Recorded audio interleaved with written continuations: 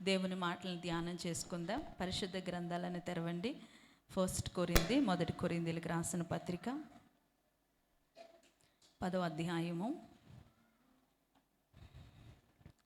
5వ వాక్యాన్ని ఒకసారి చదువుదాం.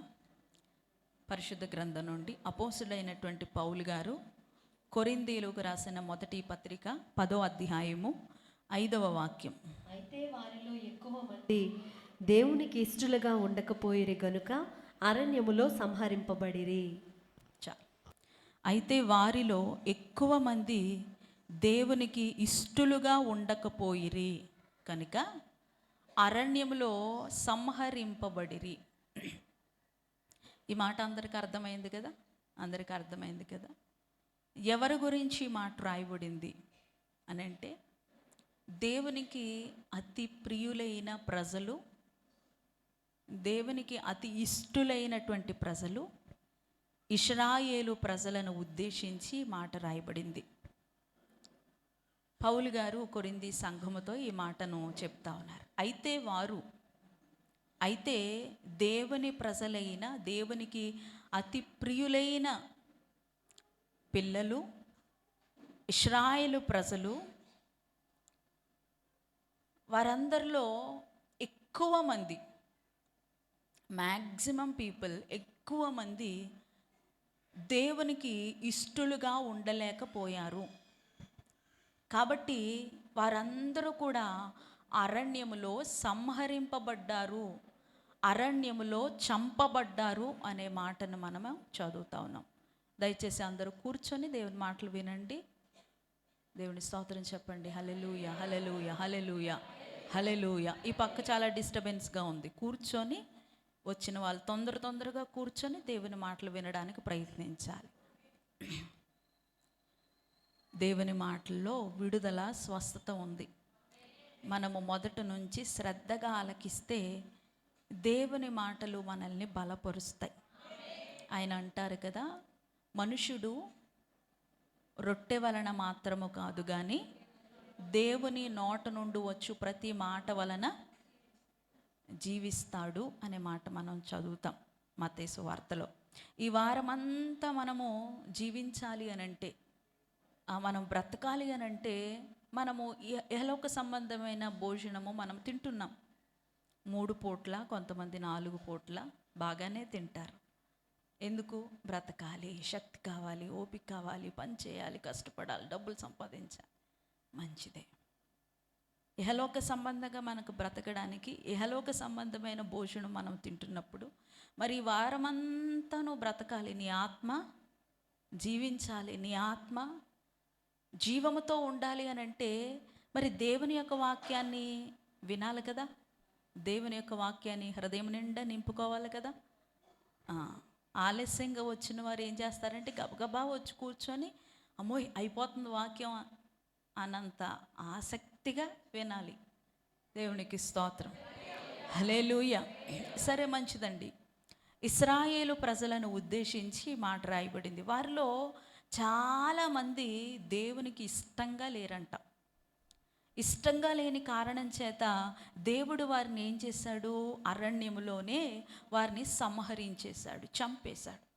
అయితే వారిని ఉద్దేశించి పౌలు ఇంకొన్ని మాటల పైనుంచి రాశారు. వారు ఎలాంటి వారు? వారి యొక్క వారి గురించి కొన్ని ఆసక్తికరమైనటువంటి మాటలు మనము పైనుంచి చూడగలం. ఒకసారి నేను చదువుతాను కదా, మీరు వినండి. సహోదరులారా, ఈ సంగతి మీకు తెలియకుండుట మాకు ఇష్టం లేదు. అదేదనగా, మన పితరులందరూ మేఘం క్రింద ఉండిరి, వారందరూ సముద్రములో నడిచిపోయిరి, అందరూ మోషేను బట్టి మేఘములోను సముద్రములోను బాప్తిస్మం పొందిరి. వీరందరూ ఏం పొందారంట? బాప్తిస్మం పొందినటువంటి వారు. అంటే సముద్రములో నడిచిన దానిని, మేఘము క్రింద నడిచినటువంటి దానిని వారు మరి ఈ క్రొత్త నిబంధన వచ్చేటప్పటికి దానిని బాప్తిస్మముగా భావిస్తూ ఉన్నారు. సరే, వారిని ఏ లెక్కలో మనం లెక్కించవచ్చు అంటే, వారు బాప్తిస్మము పొందినటువంటి విశ్వాసులు. అంటే బాప్తిస్మము లేని విశ్వాసులు ఉంటారు, బాప్తిస్మము ఉన్న విశ్వాసులు ఉంటారు. అందరినీ ఒక కోవలో మనం వేయలేం. బాప్తిస్మము పొందకుండా విశ్వాసులుగా కొనసాగేవారు ఒకవైపు ఉంటారు. బాప్తిస్మము పొంది విశ్వాసులుగా కొనసాగుతున్నటువంటి వారు ఇంకొంతమంది. అయితే ఇక్కడ ఈరోజు మరి మనకు కనబడుతున్నటువంటి వారు ఎవరంటే, బాప్తిస్మము పొంది విశ్వాసులుగా కొనసాగుతున్నటువంటి వారు. అలాగే 3వ వచనం చదివితే, అందరూ ఆత్మ సంబంధమైన ఒకే ఆహారమును భుజించిరి, అందరూ ఆత్మ సంబంధమైన ఒకే పానీయమును పానము చేసిరి, ఏలయనగా తమ్మును వెంబడించిన ఆత్మ సంబంధమైన బండలోనిది త్రాగిరి, ఆ బండ క్రీస్తే. దీనిని ఎలా మనము చెప్పుకోవచ్చు, ఏ విధంగా మనము దీన్ని సాదృశ్యంగా చూపించుకోవచ్చు అంటే, వారు కేవలం బాప్తిస్మము పొందిరి అంత మాత్రమే కాదు, కానీ వారు ఆత్మ సంబంధమైనటువంటి ఒకే ఆహారమును భుజించారు, ఒకే బండలోనిది వారు పానం చేశారు, ఒకే పాత్రలోనిది తిన్నారు, ఒకే పాత్రలోనిది త్రాగారు అనే దాన్ని వారు మరి చక్కగా మరి సంస్కారపు ఆరాధన కూడా వారు జరిగిస్తూ ఉన్నటువంటి విశ్వాసులు. దేవునికి స్తోత్రం, హల్లెలూయా. బాప్తిస్మం పొందినటువంటి క్రైస్తవులు, విశ్వాసులు అలాగే మరి తూచా తప్పకుండా చక్కగా మరి ఆ యొక్క రొట్టెను తింటూ ద్రాక్షారసమును పానం చేస్తూ మరి చక్కని ఆ ప్రభు బల్లను, కమ్యూనియన్ సర్వీస్ అంటాం దాన్ని, వారు చక్కగా ప్రభు బల్లను సమీపిస్తున్నటువంటి క్రైస్తవులు. అలాంటి క్రైస్తవులుగా ఉంటూ అలాంటి విశ్వాసులుగా ఉంటున్నటువంటి వీరిలో కొంతమంది దేవునికి ఇష్టంగా లేకుండా ఉన్నారంట. దేవునికి స్తోత్రం. ఈరోజు ఈ మాటను బట్టి మనం ఒకసారి ఆలోచించి ఆలోచన చేసుకొని మనము పరిశీలన చేసుకోవాలి. ఇక్కడ మనలో చాలామంది బాప్తిస్మం పొందినటువంటి విశ్వాసులు ఉన్నారు. మారు మనసు పొంది పశ్చాత్తాపపడి పాపములను త్రుజించి విడిచిపెట్టి బాప్టిజం పొందుకున్నారు, మంచిది. అయితే బాప్తిజం పొందుకున్నటువంటి వారు నెల నెల ఇదిగో ఆయనను జ్ఞాపకము చేసుకొనుటకు గాను ప్రభు బల్లను సమీపిస్తూ ఆయన శరీరానికి మారుగా రొట్టెను, ఆయన యొక్క రక్తానికి మారుగా ద్రాక్షారసమును తింటూ త్రాగుతూ ప్రభు బల్లను తూచా తప్పకుండా క్రమము ప్రకారంగా ఆచరిస్తున్నటువంటి విశ్వాసులు, క్రైస్తవులు కూడా ఉన్నారు, మంచిదే. ఇవన్నీ చాలా ఇవి చాలా ప్రాముఖ్యమైనటువంటి అంశాలు. బ్యాప్టిజం తీసుకోవాలి. బ్యాప్టిజం తీసుకున్న ప్రతి ఒక్కరు కూడా ప్రభుని జ్ఞాపకం చేసుకొని మరి ఆయన ప్రేమను, ఆయన త్యాగాన్ని, ఆయన మరణాన్ని, ఆయన తిరిగి రాబోతున్నాడు అనేటువంటి విషయాన్ని పదే పదే జ్ఞాపకము చేసుకుంటూ మనము ప్రభు బల్లను సమీపించాలి. ఇవి చాలా ముఖ్యమైనవి, మంచిదే. ఇవి ఆచరిస్తున్నావు, మంచిదే. అయితే ఇవి ఆచరిస్తున్నటువంటి నీవు, ఇవి ఆచరిస్తున్నటువంటి మనము ప్రభువుకి ఇష్టలుగా ఉన్నామా అనేదే మనం వేసుకోవాల్సినటువంటి ప్రశ్న. ప్రభుకి ఇష్టలుగా ఉన్నామా? ఆయనకి ఇష్టలుగా లేకపోవడం వలన దేవుడు వారిని ఏం చేశాడంట, నిర్దాక్షిణ్యంగా అయ్యో పోన్లే బాప్తిజం పొందుకున్నారు కదా, పోనీలే అని చూడనట్టు ఊరుకున్నాడా? అయ్యయ్యో ప్రతి నెల వారు మరి ప్రభు బల్లను సమీపిస్తున్నారే అని దేవుడు కొంచెం ఎక్స్క్యూజ్ చేశాడా? వాళ్ళని చూసి చూడనట్టుగా పోనీలే అన్నాడా? అయ్యో వీరు చాలా మర్యాదగా ఉంటారు, క్రమము తప్పకుండా మందిరానికి వస్తారు, పరిచర్య చేస్తారు, కానుకలు ఇస్తారు అని దేవుడు చూసి చూడనట్టుగా ఉంటాడా? ఇవన్నీ ముఖ్యమే. ఇప్పుడు నేను చెప్పిన ప్రతిదీ కూడా ముఖ్యమే. అయితే దానితో పాటుగా, వాటితో పాటుగా మనము ప్రభువుకి ఇష్టలుగా ఉండడం అనేది మెయిన్ సబ్జెక్ట్. ప్రభుకి ఇష్టలుగా ఉండాలి మనం. వారు ఇష్టలుగా లేకపోవడం వలనే దేవుని చేత వారు నిర్దాక్షిణ్యంగా సంహరించబడ్డారు, నిర్దాక్షిణ్యంగా వారు చంపబడ్డారు. ఇక్కడ సంహారము, చంపబడము అని అంటే ప్రియ దేవుని బిడ్డలారా, ఇహలోక సంబంధంగా మనము ప్రతి ఒక్కరము చనిపోతాం. అంటే ఇవన్నీ చేస్తే చనిపోమా అని కాదు, చనిపోతాం మనం అందరం కూడా. ఈ శరీరము ఇక్కడ విడిచిపెట్టాల్సిందే. ఈ శరీరం మనది కాదు. మనము పరదేశులము. మనం ఏ దేశస్థులము? మనం పరదేశస్థులము. మనము ఇక్కడ కొన్ని రోజులు ఉండడానికి పంపబడ్డాము. ఇక్కడ ఉన్నవి ఏవి కూడా శాశ్వతము కాదు. ఈ శరీరము శాశ్వతము కాదు, ఈ ఇల్లు శాశ్వతము కాదు, ఈ నేల శాశ్వతము కాదు. ఇక్కడ సంపాదించిన సంపద, ఆస్తులు, ఐశ్వర్యాలు ఇవేమీ శాశ్వతములు కాదు. ఒకానొక దినాన నరులారా తిరిగి రండి అని ప్రభు పిలవగానే వీటన్నిటినీ కూడా మనం విడిచిపెట్టి ఒకానొక దినాన వెళ్ళిపోవాలి. ఈ శరీరం ఇక్కడ విడిచిపెట్టబడుతుంది. మనం పరదేశస్థులము. అయితే ఇక్కడ చంపబడము అనేటువంటి ఈ మాటకు అర్థం ఏంటంటే మనకి రెండవ మరణం కూడా ఉంటుంది. దేవునికి ఇష్టలుగా లేకపోతే ఏ మరణం ఉంటుంది? ప్రతి ఒక్కరికి మొదటి మరణం ఉంటుంది. ఏదొక రోజున, ఏదొక సంవత్సరంలో ఒక ఫైన్ డే మనం అందరం కూడా కన్ను మూస్తాం. దేవునికి స్తోత్రం, హల్లెలూయా. ఒక ఫైన్ డే, ఎంత బ్రతుకు బ్రతికినా, ఎంత ఉన్నతమైన ఘనమైనటువంటి బ్రతుకు బ్రతికినా ఒక ఫైన్ డే మనందరం కూడా కన్ను మూస్తాం. ఈ లోక బంధాల్ని, బాంధవ్యాల్ని, ఈ లోక సంపదని అన్నిటిని కూడా మనం ఇక్కడ విడిచిపెట్టేసి మనము మరణిస్తాము, కన్ను మూస్తాము, నిద్రలోనికి జారుకుంటాము. అయితే ఇక్కడ ప్రభు మాట్లాడుతుంది ఏంటో తెలుసా? రెండవ మరణం. దేవునికి ఇష్టలుగా లేకపోతే నువ్వు సంహరించబడతావు, దేవునికి ఇష్టురాలుగా లేకపోతే నువ్వు చంపబడతావు అనే మాటకు అర్థం ఏంటంటే రెండవ మరణం. రెండవ మరణం అదే నరకము. దేవుని రాజ్యములో మనకి చోటు మనకి ఉండదు. దేవుని రాజ్యములో చోటు మనము సంపాదించుకోలేం, పొందుకోలేం. మనము రెండవ మరణానికి, అనగా ఆరని అగ్ని గుండములోనికి, ఆ భయంకరమైనటువంటి పాతాళములోనికి, ఆ భయంకరమైనటువంటి మరి నరకములోనికి మనము త్రోసివేయబడతాము. ప్రియ దేవుని బిడ్డలారా, దేవునికి ఇష్టలుగా ఉన్నామా? నేను దేవునికి ఇష్టురాలుగా ఉన్నానా, ఇష్టడుగా ఉన్నానా అనేటువంటి ఒక ప్రశ్న మనకై మనం ఒక్కసారి సంధించుకోవాలి. దేవునికి స్తోత్రం, హల్లెలూయా. అంతగా దేవునికి అయిష్టమైనటువంటి వారిగా కనబడడానికి, అంతగా వారు చంపబడే అంత అయిష్టత, వారు సంహరించబడే అంత అయిష్టత వారు దేవుని దగ్గర నుంచి ఎలా సంపాదించుకున్నారు? వారు బాప్తిసం పొందారు, భక్తి జీవితాన్ని జీవిస్తున్నారు, మరి చక్కగా ఆత్మ సంబంధమైనటువంటి ఒకే పాత్రలోని తింటున్నారు, ఒకే బండలోని త్రాగుతూ ఉన్నారు, అందరూ కలిసే ఉన్నారు, కలిసే నడుస్తూ ఉన్నారు, అంత బాగానే ఉంది. మరి ఎందుకు వారు దేవునికి అయిష్టంగా కనబడ్డారు? ఏంటి వారు చేసినటువంటి పనులు అని ఒక్కసారి కనుక మనం పరిశీలన చేస్తే ఒక 5 విషయాలు చెప్తానండి. చాలా మరి ఫాస్ట్గా ఒక 5 విషయాలు చెప్పి నేను ముందుకు చెప్తాను. దేవునికి స్తోత్రం, హల్లెలూయా, హల్లెలూయా. వారు ప్రియ దేవుని బిడ్డలారా, ఇదే అధ్యాయంలో మనం ఈ మాటలన్నీ కూడా చూడగలము. 6వ వచనము నుండి 10వ వచనం వరకు మనకి ఈ మాటలన్నీ కూడా కనిపిస్తాయి. మీరు ఇంటికి వెళ్ళి నాకు చదవండి. జస్ట్ నేను ఒక సెంటెన్స్గా ఆ మాటను మీకు చెప్తాను.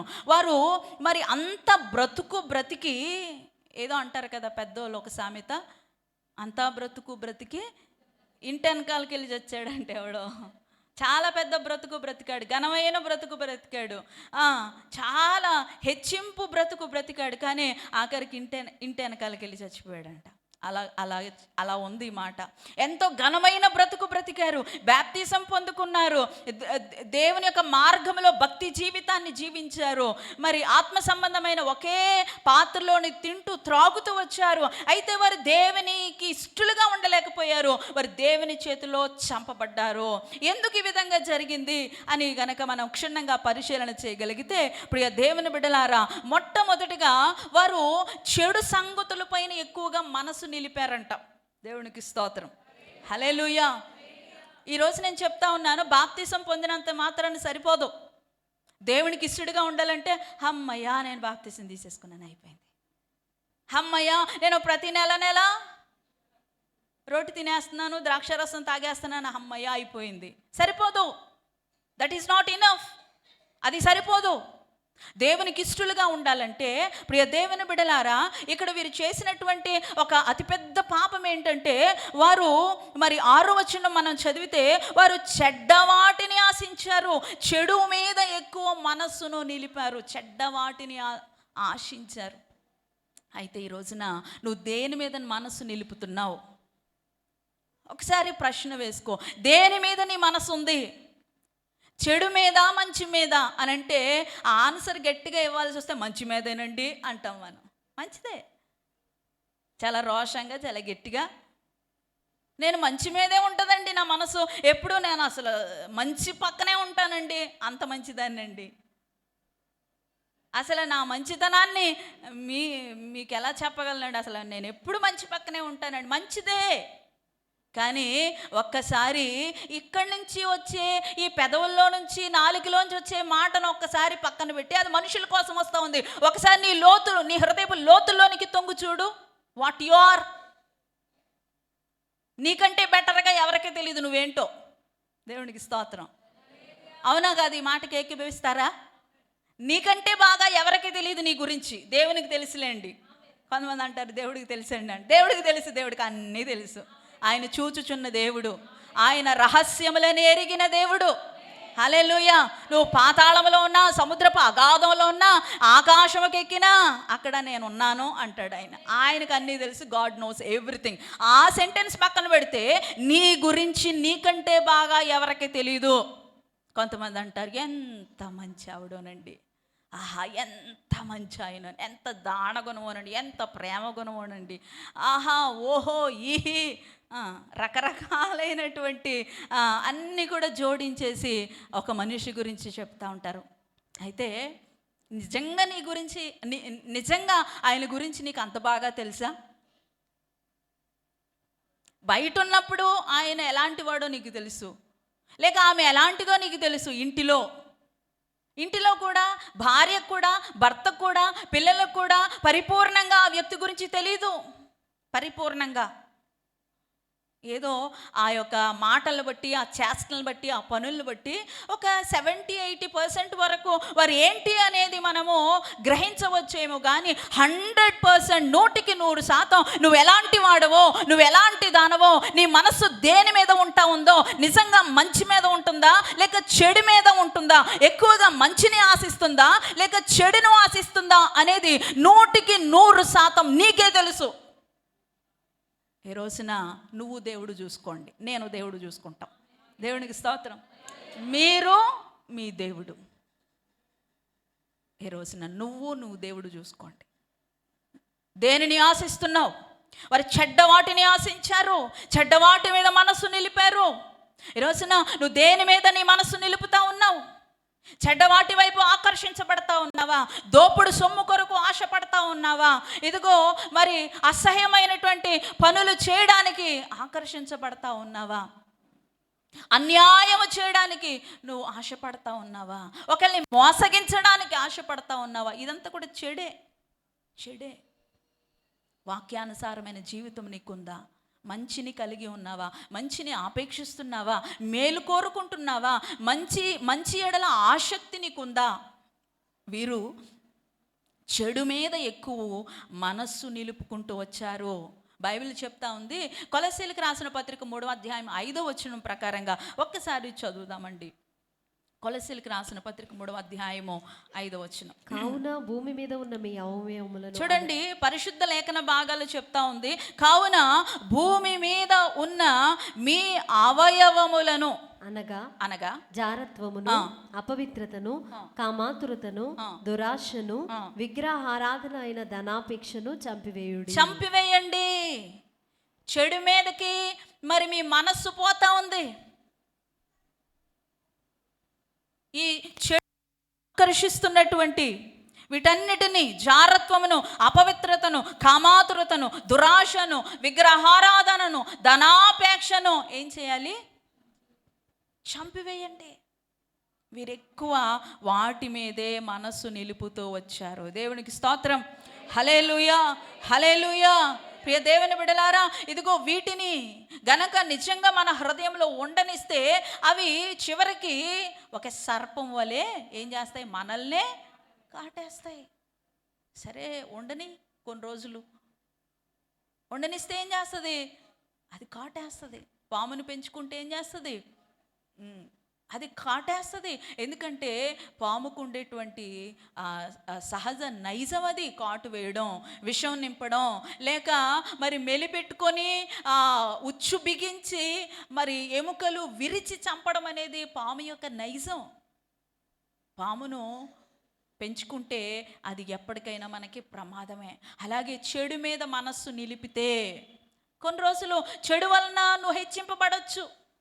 కొంతమంది చెడు చేస్తున్నటువంటి వారిని, చెడు చేసి సంపాదిస్తున్నటువంటి వారిని ఆదర్శంగా తీసుకుంటారు. కొంతమంది ఏమొస్తుందండి, యేసు ప్రభు నమ్ముకున్నాను, ఎంత మంచిగా ఉంటున్నాను, అబద్ధాలు ఆడడం మానేశాను, నిజాయితీగా ఉంటున్నాను, మోసం చేయట్లేదు, తక్కిడికి అది పెట్టట్లేదు ఇదివరకులాగా, నీళ్ళు కలపట్లేదు ఇదివరకులాగా, చాలా నిజాయితీగా ఉంటున్నాను. ఏం సంపాదిస్తున్నానండి? వాళ్ళని చూడండి, పొద్దున్న లెగిస్తే అబద్ధాలే, మాటలతో మంత్రాలు వేస్తారు, వాళ్ళు మాటలతో మాయ చేస్తారు. అలా చెడు ద్వారా వాళ్ళు ఎంత సంపాదిస్తున్నారు చూసారా. నేను ఇంకా ఇలాగే గుడిసెలో ఉన్నాను, కానీ వాళ్ళు డాబా వేశారు, పైన ఇంకో అంతస్తు వేశారు, పైన ఇంకో అంతస్తు వేయడానికి కూడా రెడీ అయిపోతున్నారు. కారు వచ్చేసింది వాళ్ళ ఇంటి ముందుకి, వాళ్ళ ఇంట్లో కావలసినటువంటి ఎక్విప్మెంట్స్ అన్నీ వచ్చేసాయి. నేను మాత్రం ఇంకా గుడిసెలో ఇలాగే ఉండు, పర్వాలేదు, దేవునికి స్తోత్రం, హల్లెలూయా. గుడిసెలో ఉన్నా పర్వాలేదు, కానీ గుణం చెడిపోకూడదు. దేవునికి స్తోత్రం. గుడిసెలో ఉండు, ఏమీ నష్టం లేదు, అంతేగాని నిజాయితీని అమ్ముకోవద్దు, నీతిని అమ్ముకోవద్దు, యథార్థతను అమ్ముకోవద్దు. చెడు మీద మీరు మనస్సు నిలిపి చెడు మీద దృష్టిని సారించొద్దు. వారిని ఆదర్శంగా తీసుకోవద్దు. ఆదర్శంగా తీసుకోవడానికి ఎంతోమంది దైవజనులు, ఎంతోమంది గొప్ప గొప్ప భక్తులు బైబిల్లో ఉన్నారు. ఈ లోక సంబంధంగా వారిని ఆదర్శంగా తీసుకో. అలాంటి వారిని ఆదర్శంగా తీసుకొని చెడు మార్గం వైపు ప్రయాణం చేయొద్దు. దేవునికి స్తోత్రం. రెండవదిగా చూస్తే ప్రియ దేవుని బిడ్డలారా, వీరు దేవునికి అయిష్టంగా ఉండడానికి, దేవునికి ఇష్టము కాని వారిగా మారిపోవడానికి గల కారణం ఏంటో తెలుసా? వారు ప్రియ దేవుని బిడ్డలారా, వారు విగ్రహారాధన, విగ్రహ పూజ చేస్తూ ఉన్నారంట. దేవుని స్తోత్రం చెప్పండి. 1 కొరింథీలో మనం చదువుతాము. 1 కొరింథీలో 7వ వచనం, జనులు తినుటకును త్రాగుటకును కూర్చుండి ఆటకు లేచిరి అని వ్రాయబడినట్లు వారిలో కొందరి వలె మీరు విగ్రహారాధికులై ఉండకుడి. దేవుని స్తోత్రం చెప్పండి, హల్లెలూయా. వీరెవరంట? ముందు చెప్పాను, వారెవరు? బాప్తీసం తీసుకున్నటువంటి క్రైస్తవులు, విశ్వాసులు. వారు బల్లను సమీపిస్తున్నటువంటి విశ్వాసులు, భక్తి జీవితాన్ని జీవిస్తున్నటువంటి విశ్వాసులు. ఇలాంటి వీరు దేవునికి ఇష్టంగా మారిపోవడానికి, దేవునికి ఇష్టం లేని ప్రజలుగా, దేవుని చేత చంపబడినటువంటి వారిగా మారిపోవడానికి గల కారణం ఏంటో తెలుసా? ఇదిగో వారు రెండవది ఏంటంటే విగ్రహ పూజ చేస్తూ ఉన్నారంట. ఏం పూజ? విగ్రహారాధన అని కూడా అంటాం మనం. విగ్రహ ఆరాధన అంటే విగ్రహానికి ఆరాధన చేయడం, విగ్రహానికి పూజలు చేయడం, విగ్రహానికి యాగాలు చేయడం, విగ్రహాలకి నైవేద్యాలు పెట్టడం, విగ్రహారాధన. ప్రియ దేవుని బిడ్డలారా, ఇదిగో మరి క్రైస్తవులుగా ఉంటూ, విశ్వాసులంగా ఉంటూ మనం ఎలా ఉంటున్నాం అనేది పరిశీలన చేసుకోవాలి. దేవునికి స్తోత్రం చెప్పండి, హల్లెలూయా, హల్లెలూయా. అదే 10వ అధ్యాయం 14వ వచనం ఒకసారి చదివితే, కాబట్టి నా ప్రియులారా, దేనికి దూరంగా ఉండమంటున్నాడు పౌలు? చాలా నిర్మోహమాటంగా చెప్తున్నాడు. నా ప్రియమైనటువంటి బిడ్డలారా, నా ప్రియమైనటువంటి కొరింథీ సంఘమా, మీరు విగ్రహారాధనకు దూరంగా నడవండి, పాకండి, దేకండి అన్నాడా? ఏమన్నాడు? ఏంటి పారిపోవడం అంటే? తెలుసా మీకు? ఎప్పుడైనా రన్నింగ్ రేస్లో ఎప్పుడైనా పాల్గొన్నారా? చిన్నప్పుడు, ఇప్పుడు కాదులేండి. ఇప్పుడు ఎవరో నడవడమే కష్టం, పరుగు పందెం పక్కన పెట్టండి, పారిపోండి. రన్నింగ్ రేస్లో ఎప్పుడైనా పాల్గొన్నారా? అలాగ మనం ఇలా ఉండగా on your mark, get set, go అంటారు. అంటే 1 2 3 గో అంటే వాళ్ళు అలా చెప్పగానే ఏం చేయాలి? పరుగు ఆరంభించాలి. దేవునికి స్తోత్రం. అంటే వాడికంటే ముందు నేను పరుగు పెట్టాలి, వాడికంటే ముందు నేను పారిపోవాలి. అక్కడ కట్టినటువంటి ఆ జెండాను నేను ముందు పట్టుకోవాలి, ఆ రిబ్బన్ నేను ముందు పట్టుకోవాలని ఒకడికంటే ఒకడు ముందు పరుగు పెట్టడం, పారిపోవడం. ఇప్పుడు చూడండి, దేన్ని చూసి పారిపోవాలి నువ్వు? దేవునికి స్తోత్రం. దేవుని బిడ్డవు నువ్వు గుర్తుపెట్టుకో. విగ్రహ సంబంధమైనటువంటి వాటి జోలికి, వాటి దగ్గరికి, ఆ సంబంధమైనటువంటి వాటికి మనము వీలైనంత దూరంగా మనము పారిపోవాలి. దేవునికి స్తోత్రం. హల్లెలూయా, హల్లెలూయా, హల్లెలూయా. రగులుతున్నటువంటి అగ్ని దగ్గరికి మనం వెళ్ళి దాన్ని ఇలా కౌగిలించుకొని ముద్దు పెట్టుకుంటామా? అగ్ని ఆల్రెడీ రగిలిపోతా ఉంది. ఆహా, ఎంత ఎర్రగా ఉంది, ఎంత అందంగా ఉంది అని అగ్ని దగ్గరికి వెళ్ళి ఫ్లయింగ్ కిస్సులు అంటే అవి కూడా ఇవ్వం, హత్తుకోం. ఎందుకంటే ఆ అగ్నిని మనము దగ్గరికంటే వెళ్తే అది ఏం చేస్తుంది? మనల్ని కాల్చేస్తుంది. అక్కడికి వెళ్ళి నేను దేవుని బిడ్డని, నేను క్రైస్తవుడిని అంటే దానికి అగ్నికి తెలుసా? దేవునికి స్తోత్రం. అఫ్కోర్స్ అగ్నిలో దాటిన అవి మిమ్మల్ని ఏమీ చేయవు అని దేవుడు అంటున్నాడు. నిజమే. దానికంటూ ఆ వాక్యానికి ఇంకొక సందర్భం ఉంటుంది. ప్రతిదానిని నేను అగ్నిలోకి వెళ్ళి నుంచుంటాను, అగ్ని జ్వాలని ఏమీ చేయవు అని నా ప్రభు చెప్పాడని అగ్నిలోనికి వెళ్ళి నుంచుంటే కాలి బూడిదైపోతావు. దేవునికి స్తోత్రం. షడ్రకు మేషకు అబేద్నెగోల్ని దేవుడు కాపాడలేదా? నన్ను కూడా కాపాడతాడని నీకై నువ్వు వెళ్ళి అగ్నిలో దూకితే ఏమవుతావు? కాలి బూడిదై మసైపోతావు. దేవునికి స్తోత్రం. హల్లెలూయా. ఏ వాక్యానికైనా ఒక సందర్భం ఉంటుంది. ఆ సందర్భానుసారంగా దేవుని యొక్క మాటలను గురించి మనము పలకాలి, దేవుని మాటల గురించి మనం మాట్లాడుకోవాలి. ఇప్పుడు అక్కడ అగ్ని రగులుతూ ఉంటే నువ్వు దాని దగ్గరికి వెళ్ళి కౌగిలించుకుంటే నీకు కూడా అగ్ని అంటుకొని నువ్వు కూడా మండిపోతావు. అలాగే విగ్రహారాధన కూడా అంతే. నువ్వు దేవుని బిడ్డవు, రక్షణ పొందావు, బాప్టిజం తీసుకున్నావు, నెల ప్రభు బల్లలో నువ్వు చేతులు పెడతా ఉన్నావు. అయితే విగ్రహ పూజకు నువ్వేం చేయాలి? దూరంగా ఉండాలి. 40 రోజులు మరి పైన ఉన్నాడు మోషే, దేవునితో గడుపుతా ఉన్నాడు. ఒక్కరోజు రావడం ఆలస్యమైంది. మరి మోషే రావడం ఇంకా రావట్లేదు, మమ్మల్ని వదిలిపెట్టేశాడు అని చెప్పి ఈ ఇశ్రాయేలు ప్రజలు అరణ్యములో ఏం చేశారంట? అహరోను దగ్గరికి వెళ్ళి, అహరోను ఇదిగో ఇంకా రాడు మోషే, చచ్చిపోయి ఉంటాడు, పైన నీళ్లు లేవు, రెస్టారెంట్ లేవు, దాబాలు లేవు, ఏమీ లేవు, నీళ్లు లేక ఆహారం లేక చచ్చిపోయి ఉంటాడు, ఇదిగో మా కొరకు ఏమంటున్నారు వాళ్ళు? ఒక్కసారి ఆ మాట ఒక్కటి చదువుదామండి. ఎక్సడస్ నిర్గమాకాండం 20వ అధ్యాయము, నిర్గమాకాండం 20వ అధ్యాయము 3-4 వచనాలు చదవము ఒకసారి. 32వ అధ్యాయం 32 చాప్టర్ 6వ వచనం. మరునాడు వారు ఉదయమున లేచి దహన బలులను సమాధాన బలులను అర్పించిరి. అప్పుడు జనులు తినుటకును త్రాగుటకును కూర్చుండి దేవునికి స్తోత్రము కలుగును గాక. హల్లెలూయా, హల్లెలూయా. చూడండి, రెండో మాట కూడా చదువుదాము. లెమ్ము అనే దగ్గర నుంచి చదువమ్మా, 2వ వచనానికి ముందు. లెమ్ము, మనమందరం నడుచుటకు ఒక దేవతను మన కొరకు చేయుము, ఐగుప్తులో నుండి మమ్మను రప్పించిన ఆ మోషే అనువాడు. చూసారా ఎంత పరాయుడైపోయారో? ఆ మోషే అనేవాడు ఏమైపోయాడో మాకు తెలియదు. అతనితో చెప్పిరి. అందుకు అహరోను, మీ భార్యలకు, మీ కుమారులకు, మీ కుమార్తెలకు చెవులో ఉన్న బంగారు పోగులను తీసి నా ఎద్దుకు తెండని వారితో చెప్పగా ప్రజలందరూ తమ చెవులనున్న బంగారు పోగులను తీసి అహరోను ఎద్దుకు తెచ్చిరి. అతడు వారి యొద్ద వాటిని తీసుకొని పోగరుతో రూపమును ఏర్పరిచి దానిని పోతపోసిన దూడగా చేసెను. అప్పుడు వారు, ఓ ఇశ్రాయేలు, ఐగుప్తు దేశంలో నుండి నిన్ను రప్పించిన నీ దేవుడు ఇదే అనిరి. చాలమ్మ, దేవునికి స్తోత్రం. హల్లెలూయా. మోషే కొండ దిగుట, తడవు చేయుట ప్రజలు చూచినప్పుడు ఆ ప్రజలు అహరోను వద్దకు కూడి వచ్చి, లెమ్ము, మా ముందర నడుచుటకు ఒక దేవతను మా కొరకు చెయ్యు అని అడుగుతున్నారు. చూసారా? దేవతారాధన, విగ్రహారాధన చేయడానికి వారు మనస్సు నిలుపుకున్నారు. అహరోను ప్రేరేపించారు. అహరోను కూడా మరి చక్కగా వారి కొరకు ఒక మంచి దూడను చేసి పెడితే ఇప్పుడు వారు పొద్దున్నే లేచి, ఎప్పుడు లేచారంట? ఉదయాన్నే లేచిపోయారంట. దేవునికి స్తోత్రం. వీళ్ళకి ప్రార్థన చేయడానికి, ప్రార్థనకి వెళ్ళడానికి ఉదయాన్నే లేస్తారో లేదో తెలియదు కానీ, ఏమండి, క్రైస్తవులు, వీళ్ళు కూడా క్రైస్తవులు నేను చెప్తున్నాను. ప్రతిరోజు మోషే ఉన్నప్పుడు ప్రార్థన చేయడానికి ఉదయాన్నే లేచారో లేదో తెలియదు కానీ, మరి ఆరాధనలు చేయడానికి ఉదయాన్నే లేచారో లేదో తెలియదు కానీ, కొత్త దేవుడు రాగానే, ఏ దేవుడు?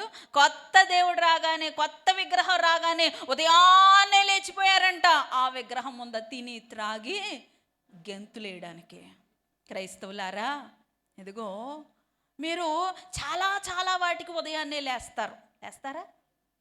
చాలా వాటికి ఉదయాన్నే లేస్తారు. ఇప్పుడు ఉదయాన్నే ట్రైన్ ఉంది, ఉదయాన్నే బస్సు ఉంది 6 గంటలకి. ఏం చేస్తారు?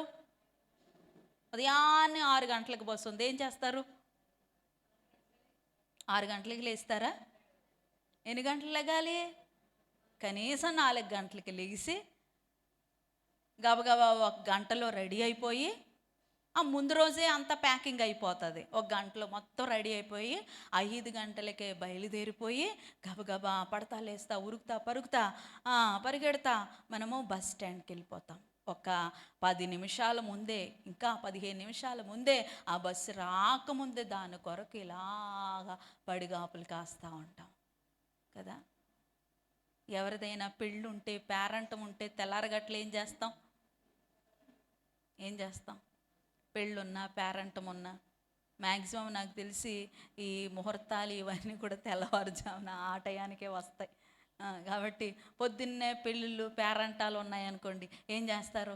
పొద్దున్నే లేస్తారు. ఇలా నేను అంటాను కదా, అన్నింటికి ఉదయాన్నే లేచే క్రైస్తవులు మరి దేవుని ప్రార్థన చేయడానికి, దేవుని ఆరాధించడానికి, దేవుని మందిరానికి రావడానికి ఎందుకు ఉదయాన్నే లేవలేకపోతున్నారు? మరి వీరు దేవునికి ఇష్టలుగా ఉంటారా? ఒకసారి ప్రశ్న వేసుకుందాం. వీళ్ళు దేవునికి ఇష్టలుగా ఉంటారా? దేవుని ఆరాధించడానికి, దేవుని సన్నిధిలో వేకువజామునే లేచి కన్నీరు విడవడానికి, నీ హృదయాన్ని క్రమ్మరించడానికి, ఇదిగో నీ ఉదయాన్నే లేవలేకపోతా ఉన్నావు, నువ్వు దేవునికి ఇష్టడువా? గుండెల మీద చేసి చెప్పుకో, నేను దేవుడికి చాలా ఇష్టమైన దాన్ని, ఇష్టమైన వాడిని నిజంగా చెప్పగలుగుతున్నావా? నువ్వు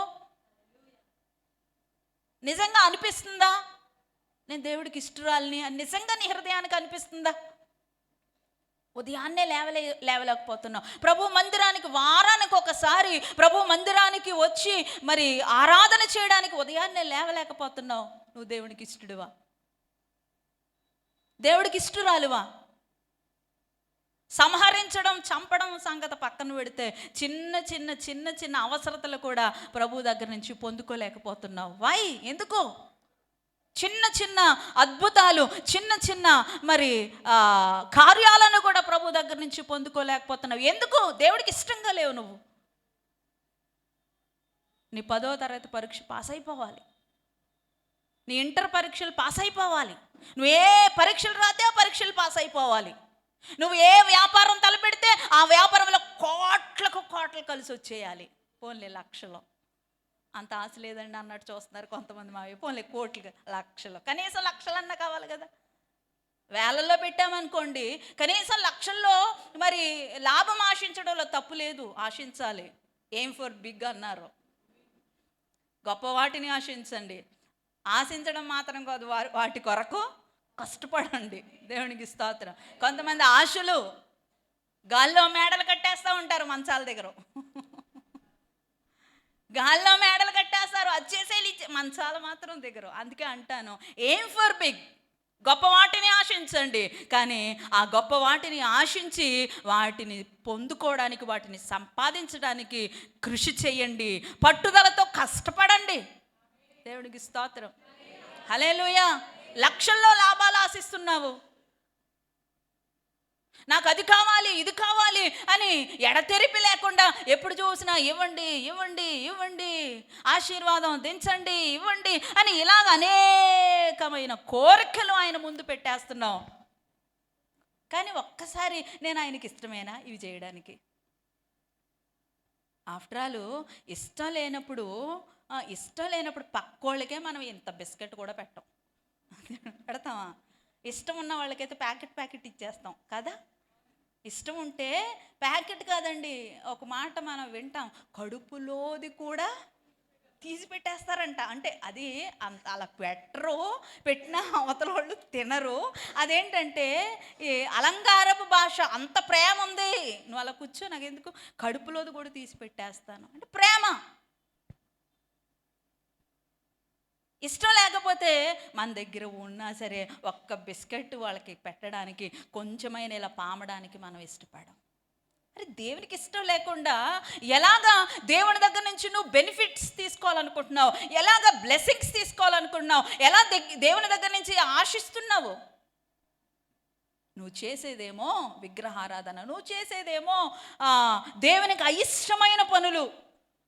వాళ్ళు విగ్రహాన్ని చేసుకొని దాని ముందర ఉదయాన్నే లేచిపోతున్నారంట. ఉదయాన్నే లేచిపోయారు, అమ్మయ్య కొత్త దేవుడు వచ్చేసాడు, కొత్త దేవుడు వచ్చేసాడు, ఈ కొత్త దేవుడికి కొత్తగా ఆరాధన చేయాలి, ఈ కొత్త దేవుడికి కొత్త పూజలు చేయాలి అని చెప్పి వాళ్ళు ఉదయాన్నే లేచి చక్కగా ఆ విగ్రహం ముందా చక్కగా గెంతులేస్తున్నారు, తింటున్నారు, త్రాగుతున్నారు. ఆహా ఓహో నువ్వే కదా మమ్మలను ఆ యొక్క ఐగుప్తులోంచి తీసుకొచ్చింది, ఓ దూడ మా యెహోవా అంట.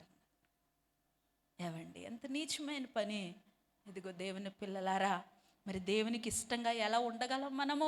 విగ్రహారాధన చేస్తూ, విగ్రహ సంబంధమైనటువంటి వాటి దగ్గర వెళుతూ, విగ్రహ సంబంధమైనటువంటి వాటిని నువ్వు నీ ఇంటిలోనికి తెచ్చుకుంటూ, విగ్రహ సంబంధమైనటువంటి వాటిని తింటూ. కొంతమంది విగ్రహార సంబంధమైన ఊరేగింపులు వెళ్తూ ఉంటాయండి, అక్కడ కూడా నుంచొని చూస్తూ ఉంటారు.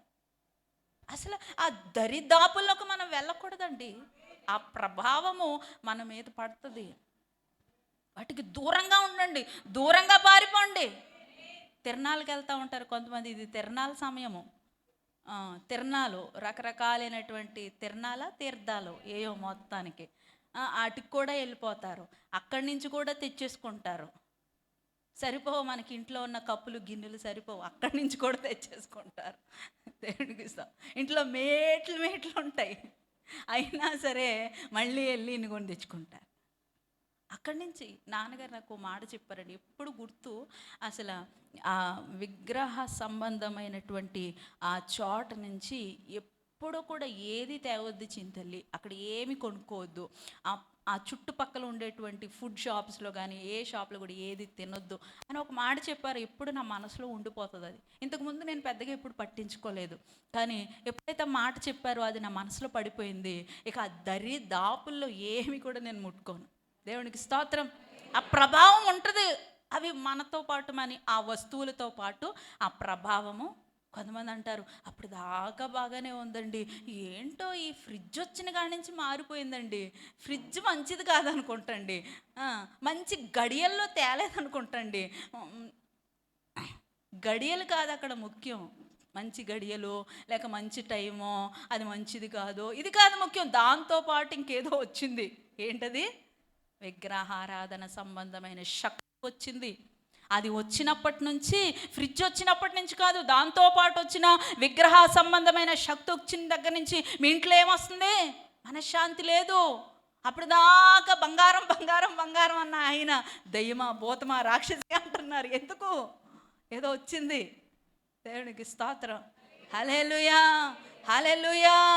బాగా గొడవలు జరిగిపోతూ ఉన్నాయి, మనశ్శాంతి ఉండట్లా, ఏంటో తెలియనటువంటి ఒక వేదన బాధ మీరు అనుభవిస్తూ ఉంటారు. ఎందుకో తెలుసా?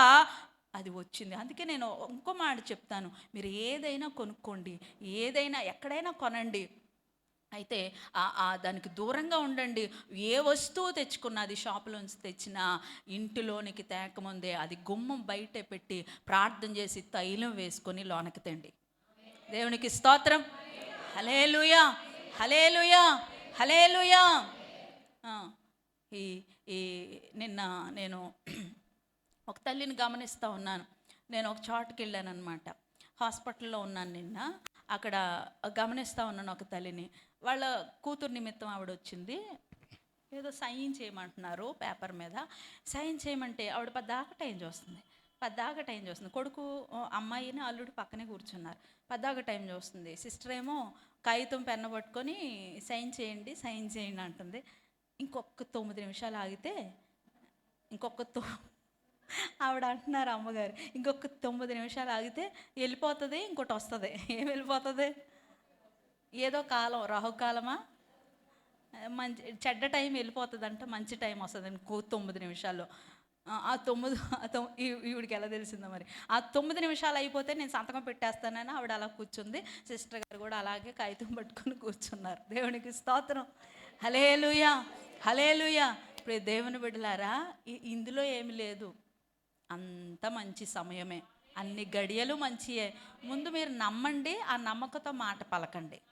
దేవునికి స్తోత్రం. హల్లెలూయా. అప్పుడు దేవునికి మనం ఇష్టలుగా అయిపోతాం.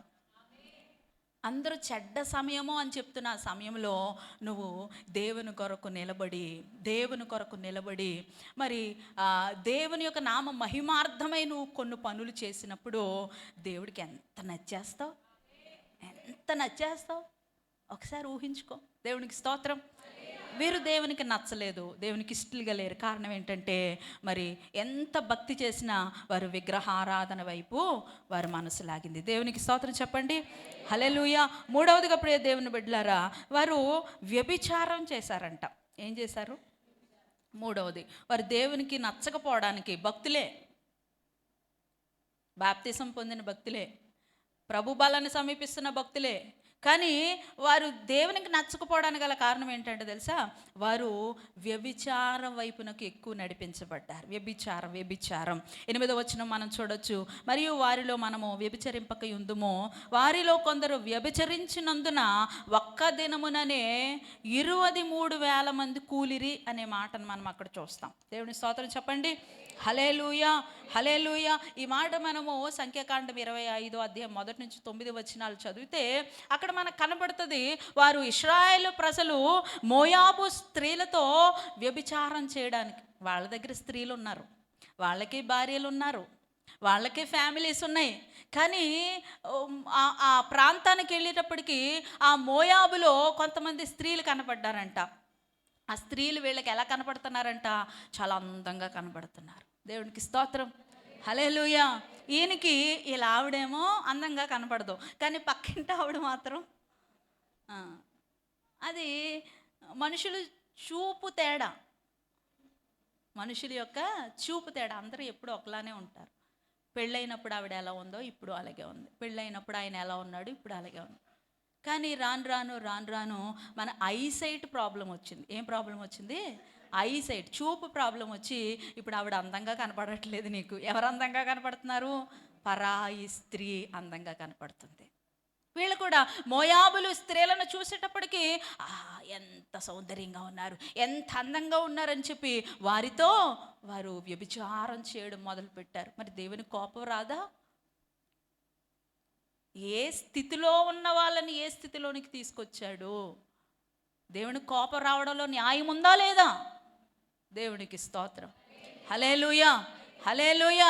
ఒక్కొక్కసారి కోపంలో కూడా న్యాయం ఉంటుంది. న్యాయబద్ధంగా కోపపడండి. దేవునికి స్తోత్రం. హల్లెలూయా. దేవునికి కోపం రావడంలో న్యాయం ఉంది. ఏ స్థితిలో ఉన్నటువంటి వారిని మరి ఏ దిక్కు దివాణా లేకుండా మరి పనివారి దాసుల జీవితం గడుపుతున్నటువంటి వారిని తీసుకొచ్చి వాళ్ళని ఈ స్థితిలో నిలబెడితే ఇప్పుడు వాళ్ళ స్త్రీలతో వాళ్ళ భార్యలతో కాపురం చేయడం మానేసి పరాయి స్త్రీలను మోహించి అటువైపుగా మనస్సు నిలుపుతా ఉన్నారు. ప్రియ దేవుని బిడ్డలారా, దేవుని కోపం వచ్చింది. వెంటనే ఒక్క రోజునే అక్కడ ఎంతమంది చనిపోయారంటమా? 3. ఇక్కడ మనం చదువుతాము, వారిలో ఒక్క దినముననే 23,000 మంది. ఎంతమంది? 23,000 మంది చనిపోయారంటే దేవుని కోపానికి. దేవునికి స్తోత్రం. అక్కడ ఫినెహాసు అనేటువంటి ఒకడు మరి చాలా ధైర్యంగా వ్యభిచారం చేస్తున్నటువంటి ఒక పురుషుణ్ణి, స్త్రీని చంపిన సందర్భం కూడా అక్కడ కనపడుతుంది. దేవుని కోపం వచ్చి 23,000 మంది ఒక్క దినాన్నే సంహరించబడ్డారు. మరి ఈ రోజున దేవుని కుమారుని అని చెప్పుకుంటూ, మరి విశ్వాసిని క్రైస్తవుడిని చెప్పుకుంటూ మరి వ్యభిచారం వైపునకు కానీ జారత్వం వైపునకు కానీ నువ్వు వెళ్తున్నావా? దేవునికి చాలా కోపం తెప్పించేటువంటి ఒక అంశం ఇది. దేవుడు మెచ్చని అంశం ఇది. దేవుడు నీకు ఒక భార్యనిచ్చాడు. కొరింథీయులు అంటాడు కదా, ప్రతివానికి ఒక సొంత భార్య ఉండవలెను, ప్రతివానికి ఒక సొంత భర్త ఉండవలెను. వివాహం కానటువంటి కన్యకులు, మరి వివాహం కానటువంటి యవన కుమారులు వివాహం అయ్యేంత వరకు కూడా వారి యొక్క కన్యత్వాన్ని, వారి యొక్క వర్జినిటీని కాపాడుకోవాలి. దేవునికి స్తోత్రం. ఖచ్చితంగా కాపాడుకోవాలి. మన జీవితంలోనికి, నీ జీవితంలోనికి రాబోతున్నటువంటి నీ భార్య కొరకు, నీ భర్త కొరకు నీ కన్యత్వాన్ని, నీ వర్జినిటీని కాపాడుకోవాలి. పెళ్ళైనటువంటి వారు తమకు సొంత భర్త, సొంత భార్య కలిగి ఉండాలి. దానికి మించితే అది వ్యభిచారము. దేవుని స్తోత్రం చెప్పండి. హల్లెలూయా. వ్యభిచారం చేశారు, దేవునికి కోపం వచ్చింది, దేవునికి అయిష్టంగా మారిపోయారు. ఏదో అంటారు చూడండి, కుక్కను తీసుకొచ్చి సింహాసనం మీద ఎక్కిస్తే ఏం చేసిందంట? కూర్చుందా? కూర్చోదు, మళ్ళీ కిందకెళ్ళి ఆ బురదలోనే, ఆ మట్టిలోనే దొల్లుతూ ఉంటుంది. అలాగా వీళ్ళని తీసుకొచ్చి సింహాసనం ఎక్కిస్తే వీళ్ళు కూర్చోవడానికి ఇష్టపడట్లా. దేవుని స్తోత్రం చెప్పండి. హల్లెలూయా. ఇక మరి 4వదిగా చూస్తే వారు దేవుణ్ణి పరీక్షించారు అనే మాట మనం చదవచ్చు. దేవునికి స్తోత్రం. హల్లెలూయా. మనము ప్రభువును శోధింపక యుందుము, వారిలో కొందరు శోధించి సర్పముల వలన నశించిరి. వారు దేవునికి అయిష్టంగా మారిపోవడానికి గల కారణం ఏంటో తెలుసా? దేవుణ్ణే శోధించారు, లేక పరీక్షించారు. దేవుణ్ణి ఏం చేశారంట? పరిశోధించారు, పరీక్షిస్తున్నారంట. చాలామంది క్రైస్తవులు కూడా దేవుణ్ణి శోధిస్తారు, పరిశోధిస్తారు, పరీక్షిస్తారు. అది నీ పని కాదు. దేవుణ్ణి శోధించడం ఏంటి? నువ్వు దేవుడు. చాలామంది మాట్లాంటారు శోధించడం అంటే ఇలాగనమాట, దేవా నువ్వే దేవుడు అయితే ఇది చెయ్యి. ఇది శోధించడం. నువ్వే దేవుడు అయితే నాకు ఇది చెయ్యి, నువ్వే దేవుడు అయితే నాకు అది చెయ్యి. ఇదేంటిది? దేవుడు అని నమ్మే కదా నువ్వు వచ్చావు. మళ్ళీ నువ్వు దేవుడు అయితే నాకు కనపడు, దేవుడు అయితే అది చెయ్యి. ఇవి దేవుని శోధించే మాటలు, దేవుని పరీక్షించే మాటలు. దేవుని పరీక్షించొద్దు, ఆయన శక్తిని పరీక్షించొద్దు, ఆయన బలాన్ని పరీక్షించొద్దు, ఆయన సహనాన్ని పరీక్షించొద్దు. ఆయన ఉన్నతుడు, మహోన్నతుడు, ఆయన శక్తి కలిగిన దేవుడు, ఆయనకు అన్నీ సాధ్యమే, ఆయనకు అసాధ్యమైనది ఏదీ లేదు. ఉన్నవాడు అనువాడు ఆయన, అపర శక్తిమంతుడు ఆయన. హల్లెలూయా. చూచుచున్న దేవుడు ఆయన.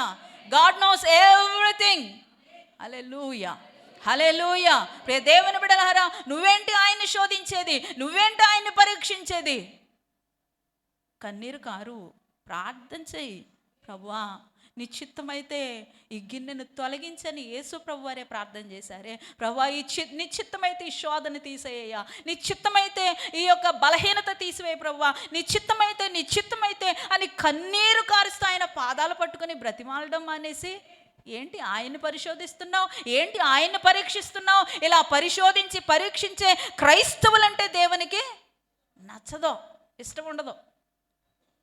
ఎన్నిసార్లు దేవుని దగ్గర నుంచి మేలు పొందుకున్నా సరే ఇంకా నువ్వు దేవుడు అయితే ఇది చెయ్యి అంటారు. ఎన్నిసార్లు తెలీదు ఆయన శక్తి నీకు? పొందుకోలేదు ఆయన మేలులు? అయినా సరే నువ్వు దేవుడు అయితే ప్రభువా, ఈ మాట నీ నోట నుండి వస్తే చిప్పవతలకి అంటాడు దేవుడు. అంతే. ఏమంటాడు? చిప్పవతలకి అనండి ఒకసారి. ఏమంటాడు? ఇంకా నా శక్తిని పరీక్షిస్తున్నావా? ఇంకా నా శక్తిని నా యొక్క బలాన్ని పరీక్షిస్తా, ఇంకెప్పుడు అక్కడే ఉండిపోతావా? పైకి ఎక్కవా? హల్లెలూయా. కాబట్టి పరీక్షించి శోధించే క్రైస్తవులారా పరిశీలన చేసుకోండి. ఇక ఆఖరిగా మనం చూస్తే వారు మనకి ఎక్కువ ఇశ్రాయేల్ ప్రజలంటే గుర్తొచ్చేది ఏంటో తెలుసా? సణుగుకోవడం. వాళ్ళు ఏం చేశారు? ఆ మాట కూడా చదివేసేమ్మా. సనగకుడి, వారిలో కొందరు సనిగి సంహారకుని మీరు సనగకండి అని చెప్తూ, వారిలో అంటే మరి సంహరింపబడినటువంటి వారిలో కొంతమంది ఏం చేశారంట? సణిగారు, సణుక్కున్నారు. సనగడం, గొణగడం, ఇంగ్లీష్లో చెప్పాలంటే మర్మరింగ్. అంటే దీనికి చాలాసార్లు నేను చెప్పాను, సణుక్కోవడం, గొణుక్కోవడం అంటే పెదాలు ఇలా మూసే ఉంటాయి. అంటే మాట బయటికి రాదు.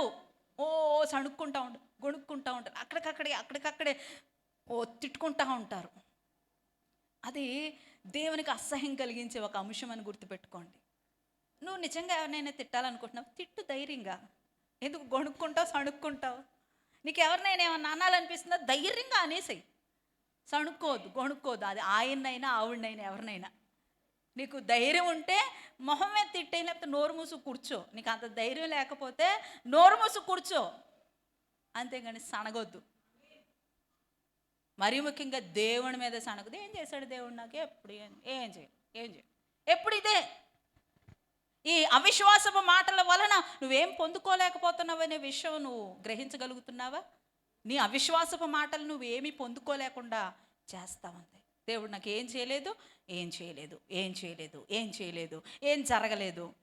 ఈ మాటల వలన నాకెప్పుడు అప్పులే, నాకెప్పుడు బాధలే, ఇదిగో అని ఈ మాటలు నీ నోట నుండి పలకడం వలన అవే స్థిరపరచబడతా ఉన్నాయి. ఏమున్నా ఏమి లేకున్నా నేను సంతోషంగా ఉంటాను, దేవుడు నన్ను దీవిస్తాడు, ఇప్పుడు కాకపోతే ఎప్పుడైనా దేవుడు నన్ను హెచ్చిస్తాడు.